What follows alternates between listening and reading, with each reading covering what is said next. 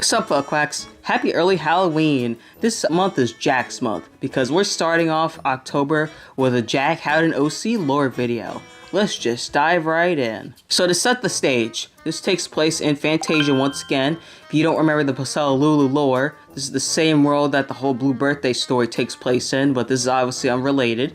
And it takes place in a kingdom called Sunnyside, specifically in a region called Vinebury, which is a place where vegetables are harvested and whatnot. It's basically autumn, like all year round. It's very pretty, very nice, cottagecore vibes, the whole shebang. And there lives the Howdens, Jack Howden and his parents. So his parents have been running this business where they sell enchanted pumpkins, and it is very successful. They're basically rich. They have a massive farm with acres and acres of land. Their house is big. Like, they're doing really well for themselves. Everyone knows who they are because they're so well known, and everyone loves their pumpkins. If you want pumpkin spice lattes, if you want like some sort of pumpkin pie, like any pumpkin thing you want, you can get it from the Howdens, and they're gonna make it like the best pumpkin anything ever. Like, that's how well known and famous they are. And unfortunately, the success didn't last forever. Things took a dark turn. When Jack was a teenager, his dad unfortunately died in a very ironic but also very tragic way. He was crushed by a giant pumpkin. For context, the Howdens, they grow enchanted pumpkins, and enchanted pumpkins can get massive. So it's pretty obvious that at some point, someone was probably going to get hurt from one of those pumpkins, and unfortunately, it had to be Jack's dad. Naturally, everyone was pretty upset about this. Jack and his mom mourned the loss, and unfortunately, things took a turn for the worse because a few years later, Jack's mom remarried. She clearly wasn't over the grief because, you know, it was a pretty terrible way to go, but also just because she had to run the business by herself. Jack was helping her, but clearly he was still a kid, and obviously he can't like help out with everything, so it was really hard on her. But she remarried to this man named Zook. Hide the money, y'all! There's poor people around!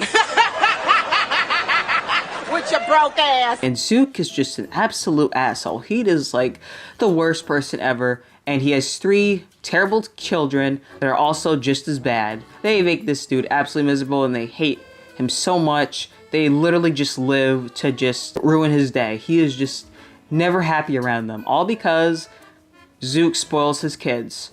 So there's 3 of them. The eldest is 27. His name is Cabo, and they're all named after squash. Zook is, his name is short for zucchini. Cabo is short for kabocha. And then there's Casper, which is just a Casper pumpkin. And then there's Stella, which is a Stella blue squash. Casper is 24 and Stella is 20. They're all very immature, but I would say that the most immature is probably Stella because she's the youngest. She's also the most bratty and is always forcing Jack to like do stuff for her. She's always treating him like a maid and is always like, Jack, can you do this? Jack, can you do that? Can you like take over for my work and stuff? Can you do this and that? And Jack's like, oh my gosh, I hate this girl so much. That is basically their interactions all the time. With Cabo and Casper, their interactions are a lot more aggressive. I would say that Cabo is the more psychologically damaging of the two. Like, bro, Cabo is out for blood. Every time they interact, it is like Cabo wants to just cause as much damage to Jack as possible. He is absolutely awful, and it's clear that whatever the fuck his dad was doing, it's clear that it influenced him, and now he's trying to inflict that pain onto Jack. And it's like, they have no reason to really hate them. Like, there's no reason to really hate Jack. He's a pretty nice guy. He's a very friendly dude. He's very wholesome. He's a hardworking guy, but yet, for some reason, the step kids just don't like him. When they arrived to the farm, they just made themselves a home. They didn't bother to, like, you know, adjust or anything. They just kind of were like, okay, it's our place now. Awesome. They completely took over, and Jack had to adjust to that. And also, to add the cherry on top, just to really add to the annoying drama going on in Jack's life, his mom was cast under a hypnotic spell from Zook. It's unknown exactly how Zook did it, because like I didn't write this part in, but like Zook did use some sort of magic to basically make Jack's mom pretty much hate Jack. So like everything that Jack does, she just doesn't like. And as a result, she's automatically on everyone else's side. So Jack is pretty much isolated.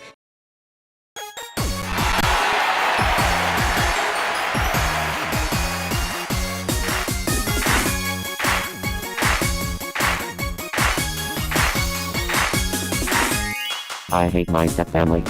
Fuck you, Zoo, Cabo, Casper, and Stella. Yeah, you all are the worst. Piss off. Your words won't hurt me anymore. You guys annoy me. You made my life miserable. Why can't you go? I'll just go away and leave me the hell alone. He has no one else to turn to because he has no siblings. He doesn't really have too many friends outside of like the farm because he's always working. So he's pretty much alone. I mean, yeah, there are some people he knows like on an acquaintance level, but like, you know, you can't just go to an acquaintance and be like, yeah, you know, got a really bad home life at the moment. Evil step family. Mom hates me. Dad's dead, you know, the usual. Anyway, how you doing? Like, you can't just do that with an acquaintance. So, yeah, Jack had to just kind of adjust to it, and it really sucked. He's really miserable. He tries his best to push forward. Like, he does try to remain polite and doesn't really like to fight anybody, but he will let in an occasional snarky response if he's really annoyed or if he's just like, I'm not dealing with this today. But things get good, though. Things eventually do improve for Jack in the form of a fairy. So one night, a fairy was on his windowsill. She was shivering because she was really cold, and Vinebury is known for being very cold since it's like autumn 24/7. So she was out on the windowsill shivering, and Jack noticed her. He let her in, and she was very thankful that he was so nice to let her in. And after talking, she told him about how there's this growing threat in Vinebury. There are these monsters appearing that are made of like vegetables and other things, going around destroying places and whatnot. And she's like, yeah, I need help getting rid of these vegetable monsters, and I have no idea what's going on, but I don't know who to ask for help. Would you mind helping me? Since Jack is so desperate just to escape his life, just to have some form of like control, he decides to go for it. He's like, you know what, sure, I'll help you out. What do I have to lose? He gets his own magical boy transformation.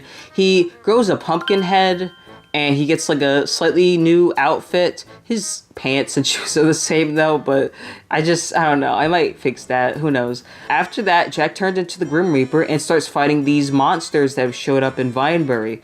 And word gets out pretty quickly that this pumpkin-headed warrior is going around saving the people from these monsters. Also, another thing to note is that he has a glass scythe. This is a very important detail because of the inspiration for Jack's story, which I'll get to in a moment. But anyway, so Jack is fighting these monsters, and he has to keep his identity a secret. The reason why is because, well, if his family ever found out that he's the pumpkin-headed warrior fighting the vegetable monster, he's gonna, well, who knows what they're gonna do really, but he wants to keep it a secret because why ruin that? So as he's fighting the monsters, he's also trying to figure out how to like get rid of the spell. Fairy seems to have enough power to make him transform to a pumpkin-headed humanoid warrior, but she can't undo a hypnotic spell. Apparently it's too strong for her, but who knows? She is a fairy godmother in training, so maybe she'll figure out a way to break the spell eventually. But you're probably wondering, wait a second, this sounds awfully familiar. Or maybe you're not, who knows? And this is because Jack is inspired by Cinderella. I took the concept of like the whole pumpkin carriage and I just made it to a character. So the glass scythe is a reference to the glass slippers and the pumpkin head, all that. That's all related to the pumpkin carriage. I just thought the concept of it was just really cool. And so I wanted to make a character based on that concept. He was in my head for like quite a while before I eventually like designed him. And definitely do love Jack. Now, there are definitely more things I could say about the story, but again, that would delve into the other characters, and I don't want this video to be too long, so before I end, I'll give some fun tidbits about Jack, because I think that would definitely be very interesting. So when I designed Jack, I really want to give him a color palette that just really embodied, like, Halloween, fall, pumpkins, like, all of that. Like, his hair, I had to make it orange, because I wanted it to be orange like a pumpkin, and also because in his family, so it's actually his mom's side that like started the business. So everyone on like his mom's side of the family, they all developed orange hair as a result from eating pumpkins so much. So it basically was so genetically embedded into the family that everyone is basically born with orange hair as like the default. So as a result, he has orange hair. And also I just found something really funny when I was thinking about it was like, his hair is like super long, like these really huge long locks, which I don't know how he maintains it, but you know what? It's fiction, whatever. He'll figure it out. But like something I thought would be really funny and interesting is that like when he transforms, his like locks sort of like go upwards and then form a pumpkin shape and then it just creates the pumpkin head. I don't know if that makes any sense, but I just thought it was a kind of a cool idea. Maybe like the bun in his hair also like forms the stem part of the pumpkin.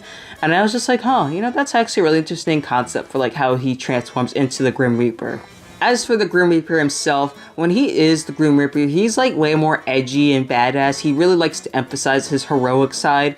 He sort of lets out more of like this edgier vibe because it's like him sort of getting to say things he really couldn't say or like saying really silly quips because it's his way of just coping with things and also as a way to just like embrace being a different person because as the Grim Reaper, obviously no one's going to recognize him. When he's the Grim Reaper, he feels like he's at his happiest because he can just do whatever he wants. He can say funny things. He can be the hero for once. To him, being the Grim Reaper is just a nice form of escapism. It's a way to just embrace a fantasy that he can't have in his own home. And as a result, he really enjoys it and really loves to play up the hammy side of being a hero. He does his best to keep himself in check though. He is a relatively humble guy, but sometimes the ego can get to him. Because, you know, after a while, people start to praise him like, oh my gosh, Grim Reaper, you're so cool and awesome. And he lets it get to him because, you know, also his stepfather probably lowered his self-esteem a lot. So having a lot of people compliment him and hype him up and then going right back to being put down, probably a weird thing to deal with. So obviously he's gonna have like a very distorted perception of himself and his ego. That's really all I have to say about Jack as a character. There isn't too much else I really have to say about him. This is a pretty short video because again, it would have been way longer if I talked about all the other characters. But I will say this though, the source of the monsters is a villain named Berry So Sweet. She's a witch and she's scheming something and it's up to Jack to stop her. But that's all I have to say about that. I hope you guys enjoyed hearing about Jack and I'll see you quacks later.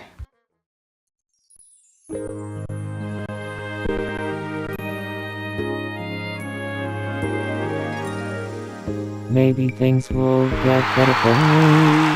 Maybe a good life is a fantasy. I yearn for wonder on this farm I call home. Maybe this tale can be rewritten. Maybe this story can have a happy end. Maybe dreams do come true. Maybe fairy tales are foolish.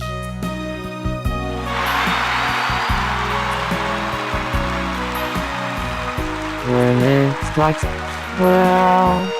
I'll leave this hell and step into a fairy tale.